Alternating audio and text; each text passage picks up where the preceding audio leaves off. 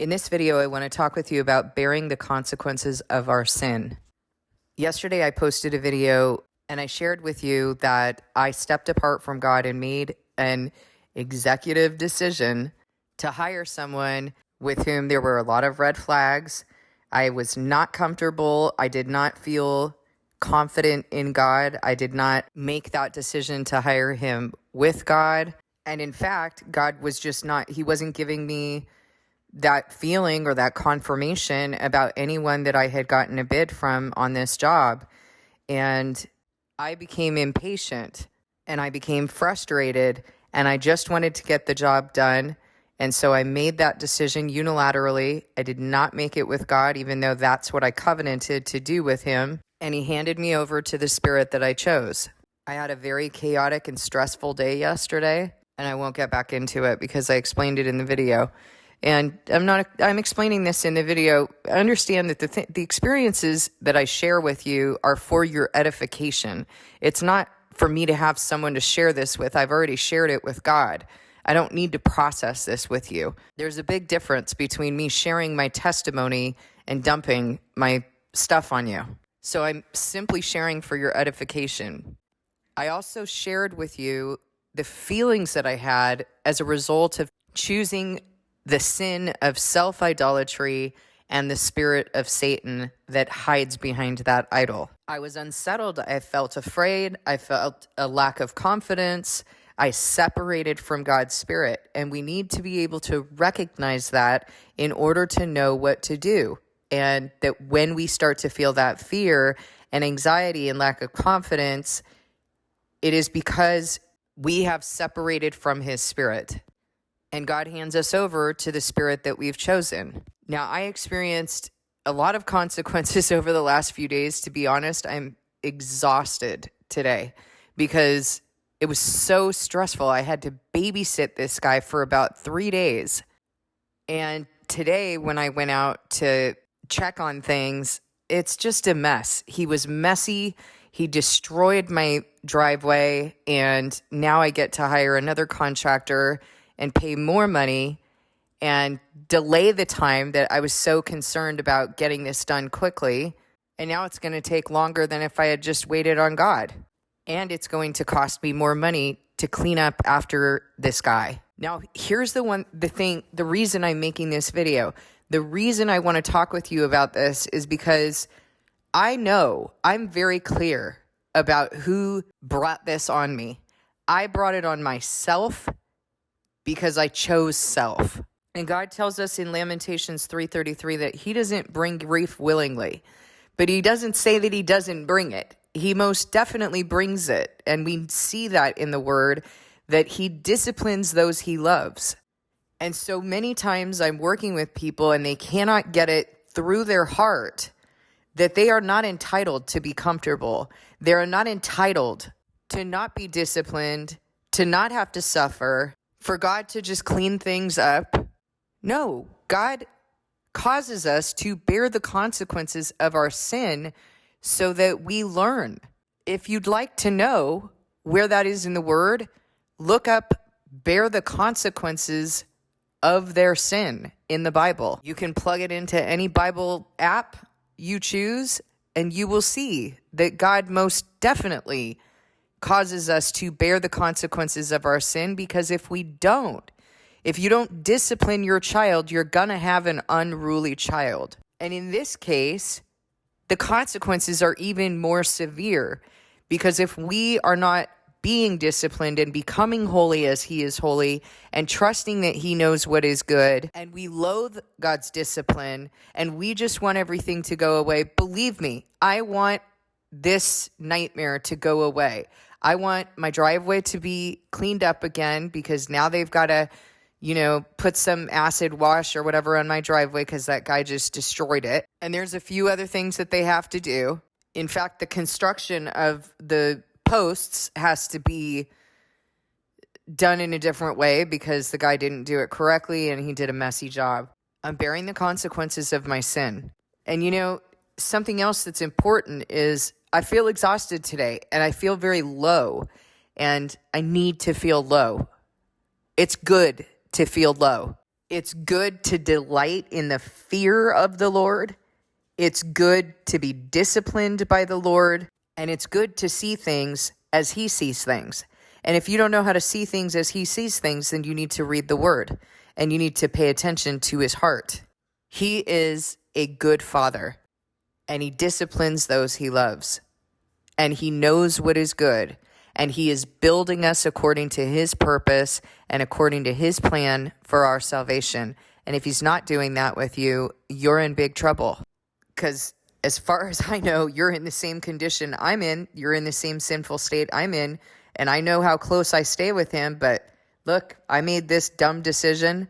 I make dumb decisions all the time when I step away from him. One of the things that I've told you about, my having been, him having made me ill to the point of being on the brink of death is that I don't get sick anymore. I don't get sick unless he's dealing with me. And then I'm not sick for more than a couple days. I mean, I think probably a couple days tops, because I know exactly what he's doing, because I believe in his word and I trust his word. And because most of the time I'm walking with him, but when I step away and I start to do something like distract myself or overindulge in sugar or carbs or whatever it is that I'm doing, which most people don't think that's a big deal, but it is a sin. It is a sin against God when we're doing that, because we're supposed to be occupied with him, not our own sinful desires and indulgences. So when I start to do that, he gives me symptoms. And I have told you that when you learn how to return to him, let him deal with you, receive his ministry, learn the lessons that he's sending, you also will not have these symptoms until he's dealing with you again. You're going to know the difference between a thorn that he uses to keep you close and discipline as a result of straying from him. So the message that I want to share with you is that God deals with us. We do have to bear the consequences of our sin. Just because Jesus came here does not mean that we are not disciplined on our sin. Jesus came so that we could be justified by faith. And if we're justified by faith, then what we're doing is we're actually receiving God's discipline and his building of us. We're not entitled children. We are blessed through obedience and we are punished for disobedience. We are blessed when we obey. We are punished when we disobey. And counterfeit Christianity has really distorted this to make us think that, well, God wouldn't punish us because Jesus came to make sure that that doesn't happen. No, we're not understanding the purpose of his sacrifice. We're not going to bear our shame, and we will be justified in the end if we have lived a life in which we have been built by God, we have had faith, we have obeyed, and we have been used, and we have believed, because if we believe, then we'll be doing all those things. So it's become very difficult for those who are experiencing consequences to interpret correctly what's going on so that they know what to do. If you're interpreting correctly, you're interpreting based on what God has told you, not what man has told you in counterfeit Christianity. And what God has said is he blesses for obedience. He punishes for disobedience. We have to return to him.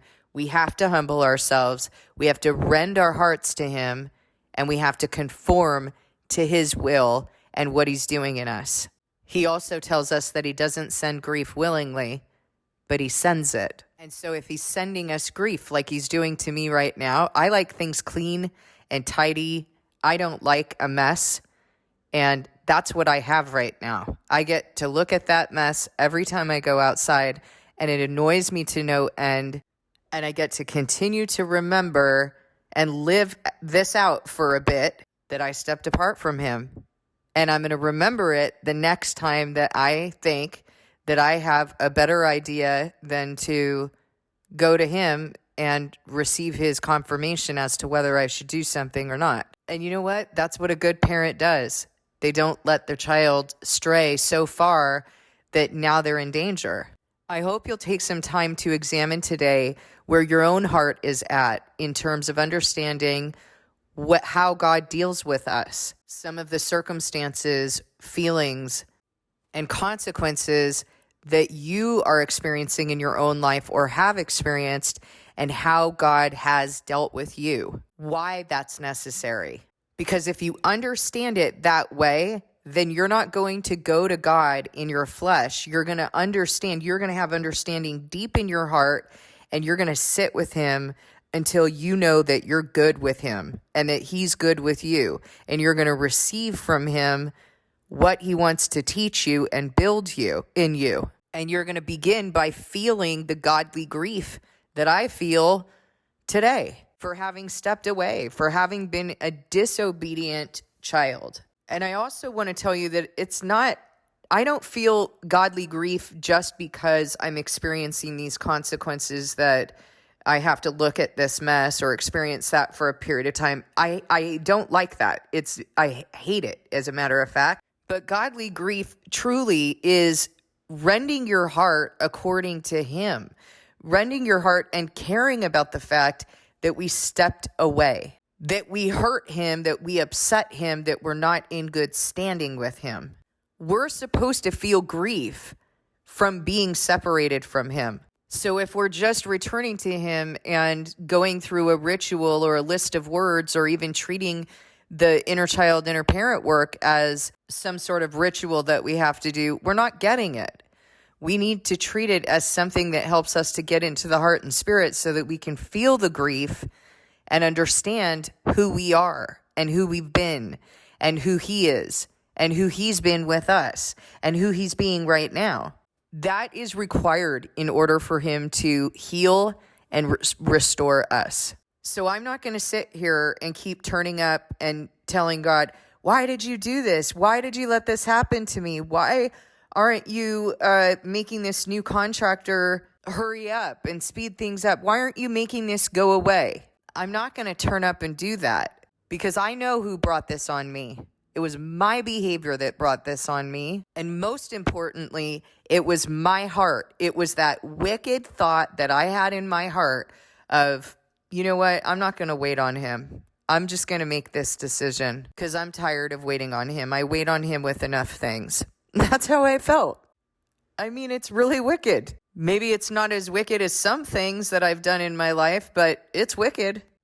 And I don't get to be that person who did those other things. I'm supposed to be holy. I'm supposed to be sanctified. I'm supposed to be poured out and conformed to him. I'm supposed to be dead, and he's supposed to be living through me. He's not going to let me go back to the vomit. He's not going to let me live as I once did. And so that's another piece of this, is coming to a place where we feel grateful that God's dealing with us, that we delight in the fear of the Lord, that we don't despise his discipline. And if we're not having a way to examine ourselves and do this work, there's no way that we're going to have the attitude that I'm sharing with you right now. The attitude that I'm sharing with you of, I know why he sent this. I know what my sin is. I feel godly grief. I do not like being separated from him. I don't like how that feels.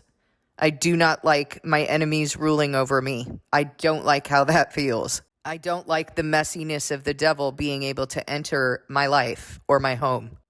I like being connected and walking with God. I like that feeling. I like feeling peace. And so I know that I prefer that is where I want to live.